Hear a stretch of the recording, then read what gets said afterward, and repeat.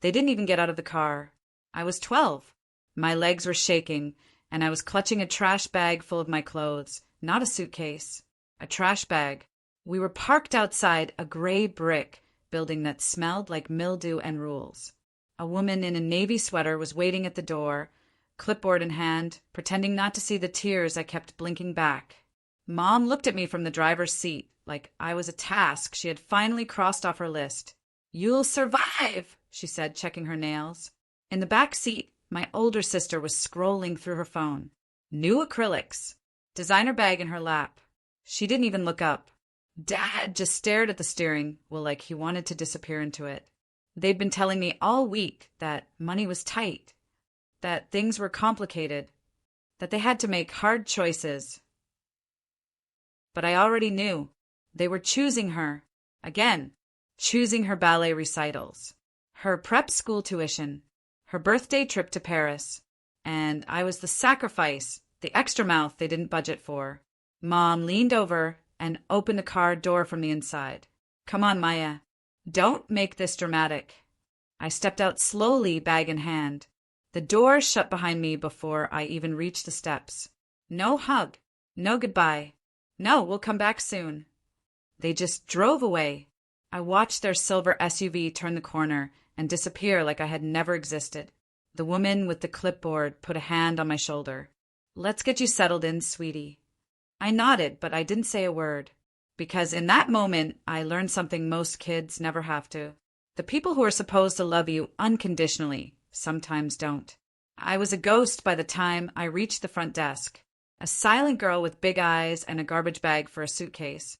No one from my family called that night. Or the next. Not that week. Not that month. Not that year. They had made their choice. But so would I. My name is Maya Rivers. And from wherever you're watching this video, stay with me. Because the girl they left behind, she didn't disappear. She learned to build an empire out of everything they threw away. I used to think love meant staying quiet. That if I didn't complain, didn't ask for too much, didn't cry when things were unfair, they'd see me. I was wrong. From the beginning, my sister Amelia was the headline. The golden child, top of her class, trained in ballet, dressed like catalog ad. And I was the footnote, her younger sister Maya always said with a shrug. When Amelia got straight A's, they framed the report card. When I did, "Well, you're only in 7th grade. Let's see if it sticks." She got braces, a tutor, a custom closet. I got hand-me-downs and lectures about not being a burden.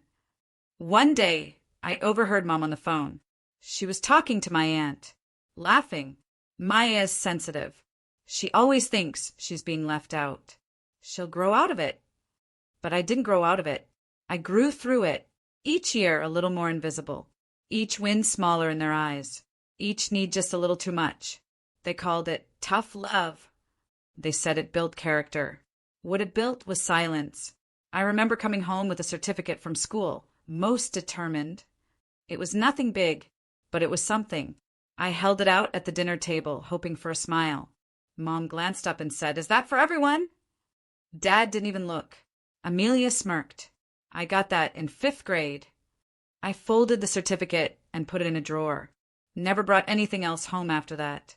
But it wasn't just favoritism. It was something darker. Like they had decided early on who was worth betting on, and who was just extra weight. When Amelia turned 15, they threw her a full-on gala. Caterers, a string quartet, a rented hall. When I turned 12, they gave me a cupcake and said, "Don't blow all the candles at once." 2 weeks later, they left me in foster care because she needed them more. Those were Mom's words, delivered with a smile like she was being generous, as if abandoning your child was an act of love when it was done for the right sibling. And the worst part? For a while, I believed her. I thought maybe I was the problem. Maybe I wasn't lovable. Maybe Amelia really did need them more. But that belief? That was the last piece of them I ever carried. Because when people like that call it love, what they really mean is, you're only valuable if we say so. And the second you stop needing their validation, you become dangerous. The first night in foster care, I didn't cry. I thought I would. But there was something about the quiet, the unfamiliar sheets, the distant hum of someone else's television that made the grief settle into a dull, steady ache. Like my body had already adjusted to being unwanted. My new foster mom, Miss Callahan, was kind in a cautious way, the kind of woman who had seen too many kids come and go to get attached easily. She gave me my own room, a small space with pale yellow walls and a squeaky bed. "This is yours now," she said. I nodded, didn't speak, didn't believe her, but she didn't push. And slowly, without meaning to, I started breathing again. She cooked dinner every night. Simple food. No lectures. No forced smiles. Just presence. I got used to the routine. School. Chores. Homework. No birthday banners or ballet recitals. But also no smirks. No silence sharp enough to slice skin. I started working by 14. First at a corner store. Then babysitting. Then dishwashing. I saved every cent. No one was coming for me. So I built forward, step by step. I got through high school with no parties, no prom dress, no cheering crowd at graduation. But I graduated with honors, applied for scholarships, wrote essays late into the night, learned how to file taxes before I learned how to drive. College wasn't glamorous. It was a small in-state program with too many people and not enough parking. But it was mine. I studied business by day, cleaned offices by night, and sold custom-designed tote bags on Etsy for my dorm room. By my senior year, I had saved enough to take a risk. I turned my side hustle into a full-time plan. I didn't post about it, didn't tell Ms. Callahan until after the launch, didn't even consider telling my parents. They hadn't reached out in years. Not for holidays, not for birthdays, not even when I turned 18 and officially aged out of the system. But that silence, it stopped hurting. It started clearing space. Because as painful as it was to be forgotten, it gave me one rare gift. No one expected anything from me. No legacy to uphold. No image to protect. No hand-me-down dreams to chase. I had nothing, which meant I could build everything. And by the time my name was on a business license, by the time my brand started showing up on eco-boutique shelves, by the time strangers were wearing something I created, I realized something important. I wasn't surviving without them anymore. I was thriving because they were finally gone. The first time someone called me ma'am, I looked behind me. It was the UPS driver dropping off a bulk order of packaging for my business. He handed over 3 boxes and said, "Thanks, ma'am. Congrats on the growth." I stood there in my little sunlit workspace and just smiled, because for the first time, someone saw me not as a girl who was left behind, but as a woman who had built something. The brand started with tote bags, then reusable pouches, then eco-friendly planners, then collaborations. Within 3 years, I had a modest but loyal online following. I was still operating small, still doing my own bookkeeping, still folding shipping boxes at night. But I was profitable, debt-free, and registered as a real business in 3 states. I never changed my name. Didn't hide. Didn't shout either. Just kept showing up. And as my business grew, something strange started happening. I began to get invited into spaces I once thought were locked to people like me. Small business panels, podcasts, trade expos, networking circles with designers and founders I used to admire from a screen. People introduced me as the girl who made it from nothing. They didn't know the half of it. I never shared the full story, never named names. But I didn't have to. I was building a life that spoke louder than any family legacy. And the best part? I wasn't doing it to prove them wrong. I was doing it because I had finally, quietly, learned how to believe in myself. Then one day, something came across my desk that stopped me cold. A struggling luxury retail startup, the kind that used to laugh at eco-conscious homemade brands like mine, was seeking new investment. Their numbers were tanking. Their leadership was fractured. They needed cash fast.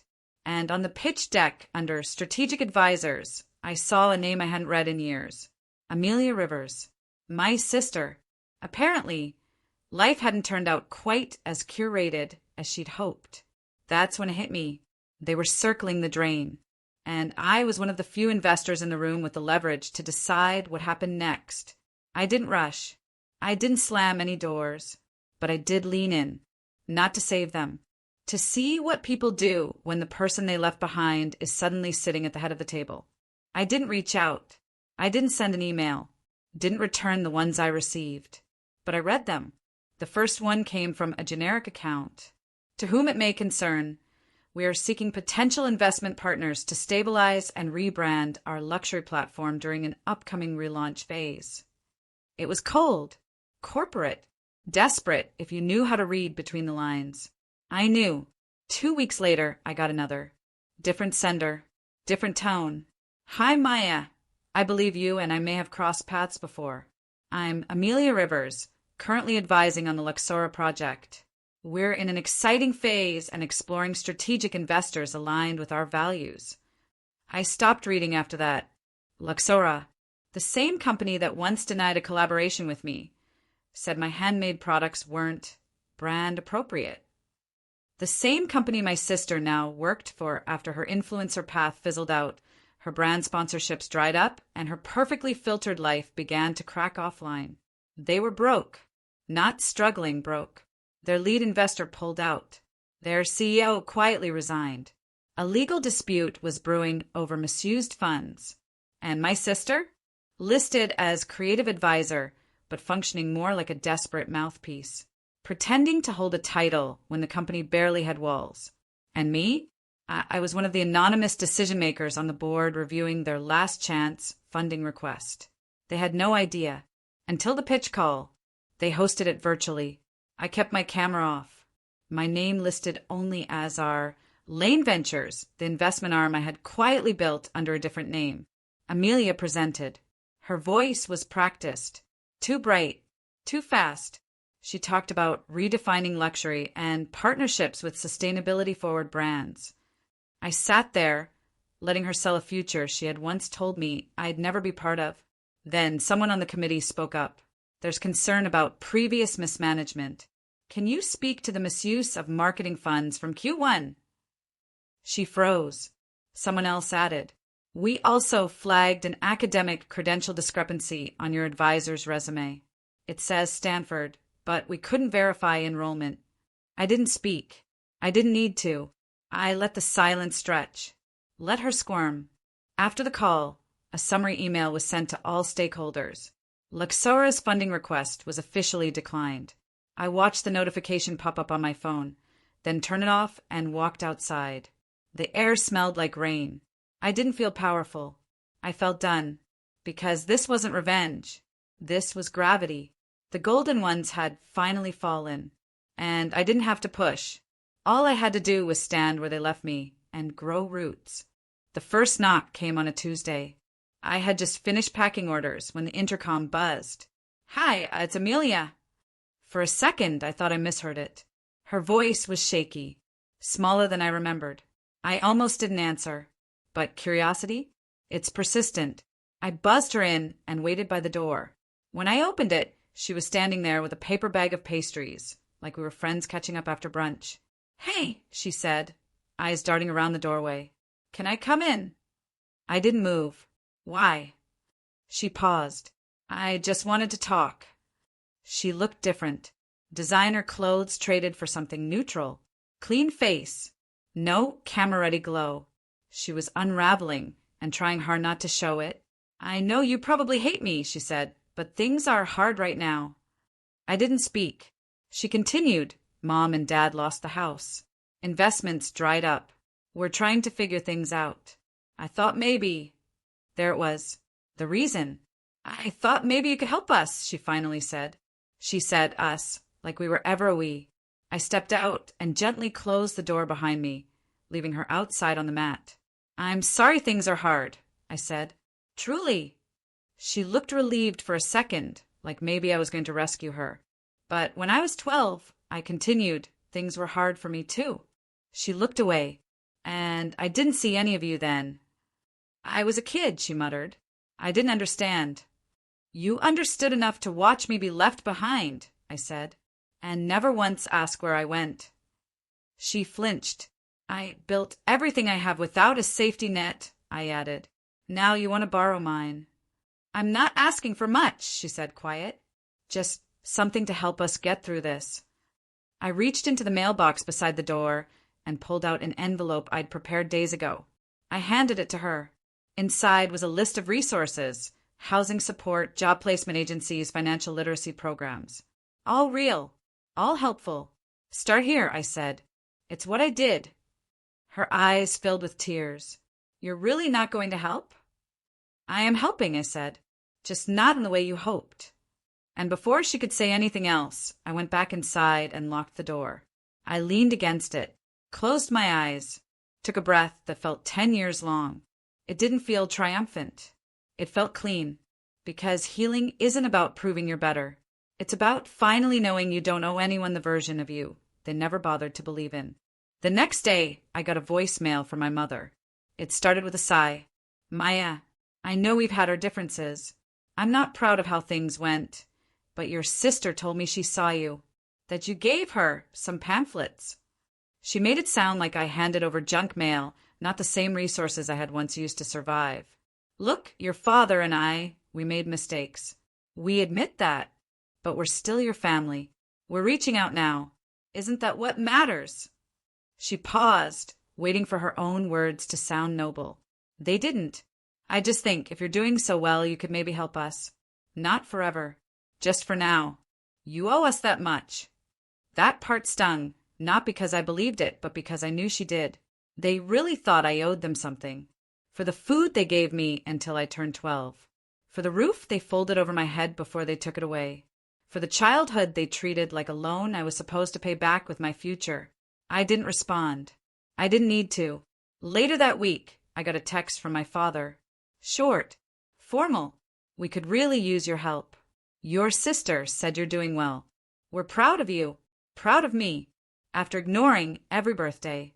After walking away like I was someone else's problem. Now they were proud because they were desperate. I typed one line and hit send. You said I'd survive. I did. That doesn't mean I'm yours anymore. And then, without a second thought, I blocked their numbers. No ceremony. No warning. Just silence. The kind that protects. Not punishes. Because this wasn't a comeback story. It was a closing. Not a scream. Not a slap. Not revenge dressed as kindness. Just a quiet, clean goodbye. It's been a year since they came knocking. They haven't tried again.